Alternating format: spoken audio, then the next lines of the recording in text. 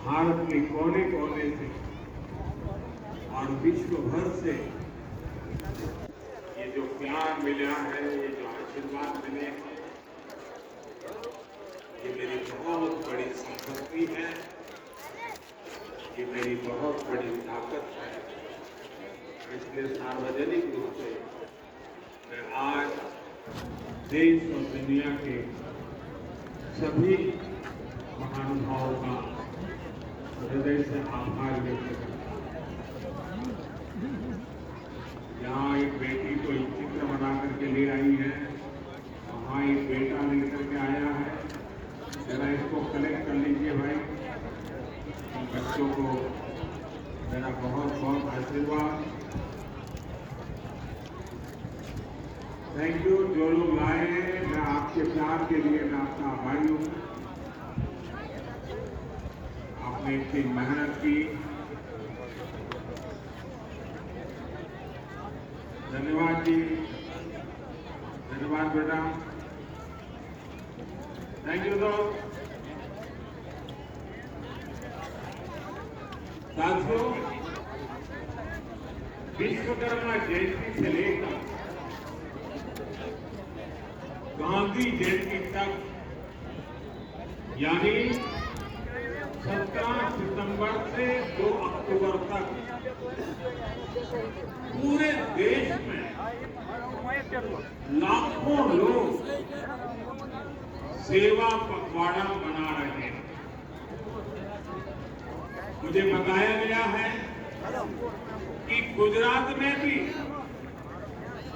अभी तो 15 दिन का सेवा पखवाड़ा है, लेकिन पिछले 2-3 दिनों में सेवा पखवाड़े के दौरान बहुत से कार्यक्रम हुए। सैकड़ों जगह पर ब्लड डोनेशन कैंप लगे और इनमें 1 लाख लोग अब तक ब्लड डोनेट कर चुके हैं।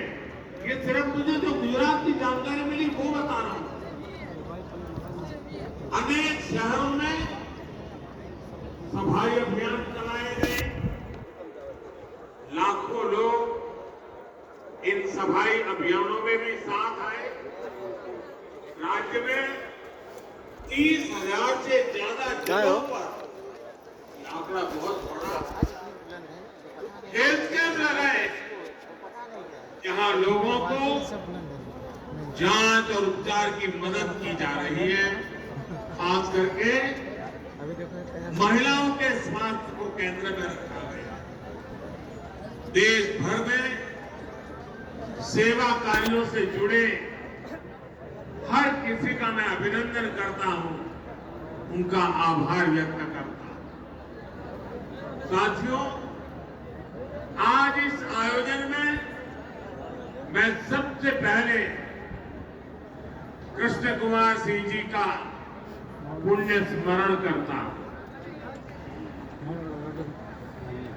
सरदार साहब के मिशन से जुड़ते हुए उन्होंने भारत की एकता के लिए बहुत बड़ा योगदान दिया। आज ऐसे ही महान देशभक्तों की प्रेरणा से हम भारत की एकता को मजबूत कर रहे हैं। एक भारत श्रेष्ठ भारत की भावना को मजबूत कर रहे हैं। साथियों, आज मैं ऐसे समय में भावनगर आया हूं जब नवरात्र का पावन पर्व शुरू होने वाला। इस बार जीएसटी में कमी की वजह से बाजारों में रौनक भी और ज्यादा रहने वाली है। और ये उत्सव के इसी माहौल में आज हम समुद्र से समृद्धि का महा उत्सव मना रहे हैं। ભાવનગરના ભાઈઓ મને માફ કરજો, મારે હિન્દીમાં એટલા માટે બોલવું પડે છે કે દેશભરના લોકો આમાં જોડાયેલા છે।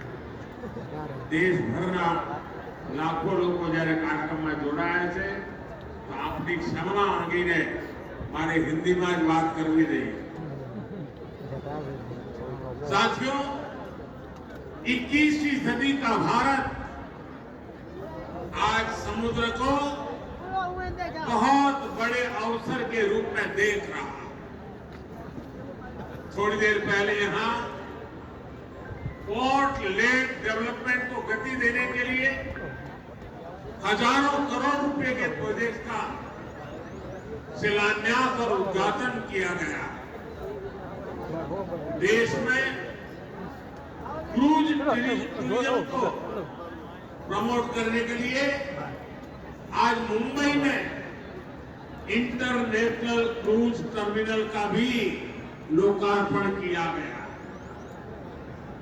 भावनगर के, गुजरात के विकास से जुड़े अनेक प्रोजेक्ट भी शुरू हुए हैं। मैं सभी देशवासियों को और गुजरात के लोगों को भी बहुत बहुत शुभकामनाएं देता हूं। साथियों, भारत आज विश्व बंधु की भावना से आगे बढ़ रहा है। दुनिया में हमारा कोई बड़ा दुश्मन नहीं है। सच्चे अर्थ में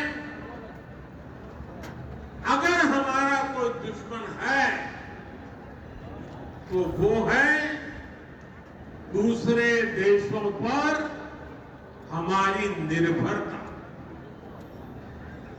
यही हमारा सबसे बड़ा दुश्मन है और हमें मिलकर भारत के इस दुश्मन को निर्भरता वाले दुश्मन को हराना ही। हमें ये बात हमेशा दोहरानी है, जितनी ज्यादा विदेशी निर्भरता उतनी ज्यादा देश की विफलता।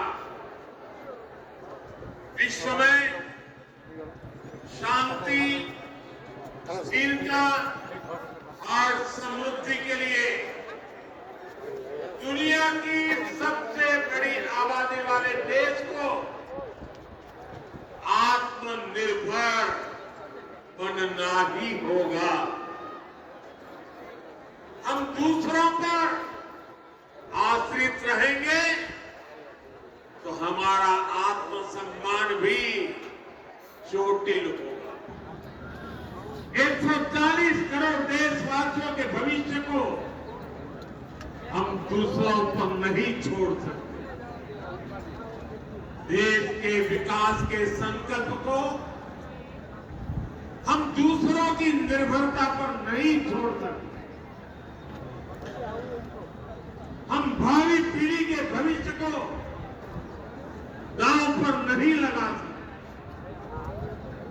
और इसलिए भाइयों बहनों, આપણે ત્યાં ગુજરાતીમાં કહે कि भाई 100 दुखों की एक दवा, 100 दुखों की एक ही दवाई है और वो है आत्मनिर्भर भारत। आत्मनिर्भर भारत। लेकिन इसके लिए हमें चुनौतियों से टकराना होगा। हमें दूसरे देशों पर अपनी निर्भरता लगातार कम करते जाना होगा और भारत को आत्मनिर्भर बनकर दुनिया के सामने मजबूती के साथ खड़ा होना ही होगा। भाइयों और बहनों, भारत में सामर्थ्य की कोई कमी नहीं, लेकिन आजादी के बाद कांग्रेस ने भारत के हर सामर्थ्य को नजरअंदाज किया। इसलिए आजादी के 6-7 दशकों बाद भी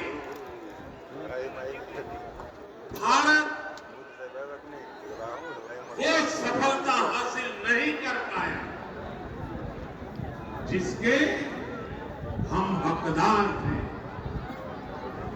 इसके दो बड़े कारण रहे। लंबे समय तक कांग्रेस सरकार ने देश को लाइसेंस कोटा राज में उलझाए रखा, दुनिया के बाजार से अलग थलग रखा। और फिर जब ग्लोबलाइजेशन का दौर आया तो सिर्फ इंपोर्ट का ही रास्ता पकड़ लिया और उसमें भी हजारों लाखों करोड़ों के घोटाले कर दिए गए। कांग्रेस सरकारों की नीतियों ने देश के नौजवानों का बहुत नुकसान किया। इन नीतियों ने भारत की असली ताकत को सामने आने से रोक दिया। साथियों, देश का कितना नुकसान हुआ है, इसका एक बहुत बड़ा उदाहरण हमारा शिपिंग सेक्टर। आप भी जानते हैं कि भारत सदियों से दुनिया की एक बड़ी समुद्री ताकत था।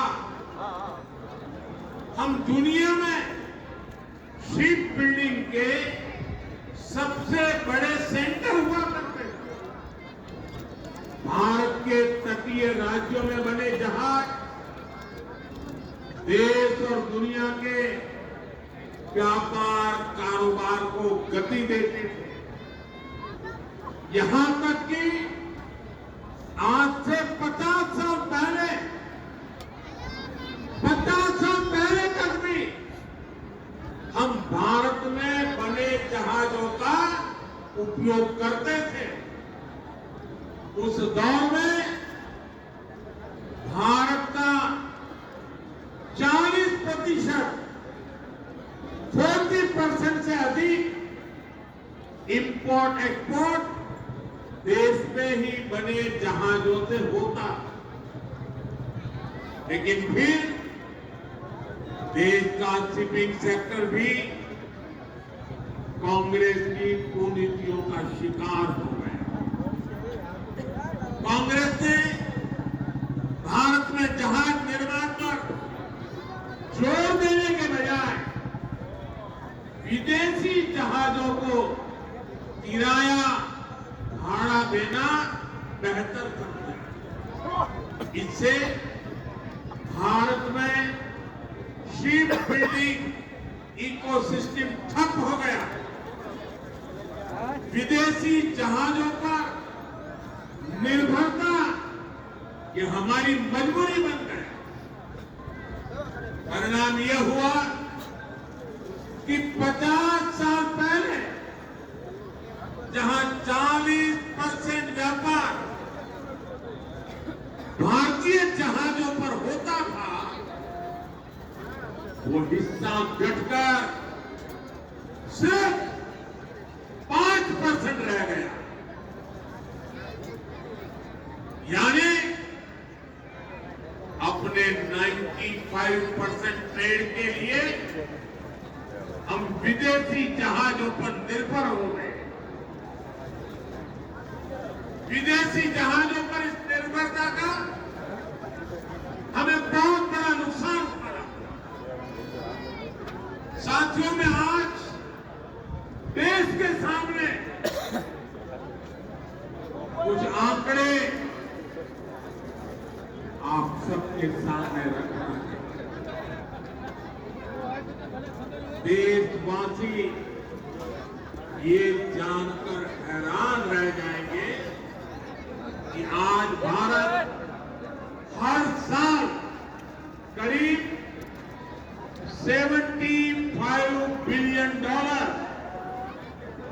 यानी लगभग 6 लाख करोड़ रुपए 6 लाख विदेशी शिपिंग कंपनियों को शिपिंग सर्विसेज के लिए देता है, किराया देता है। ये आज भारत का जितना डिफेंस बजट है, करीब करीब उतना पैसा किराए में दिया जा रहा है।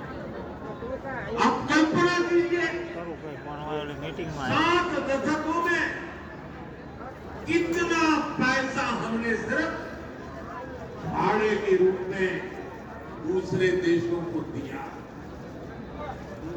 हमारे पैसों से विदेशों में लाखों नौकरियां बनी हैं। सोचिए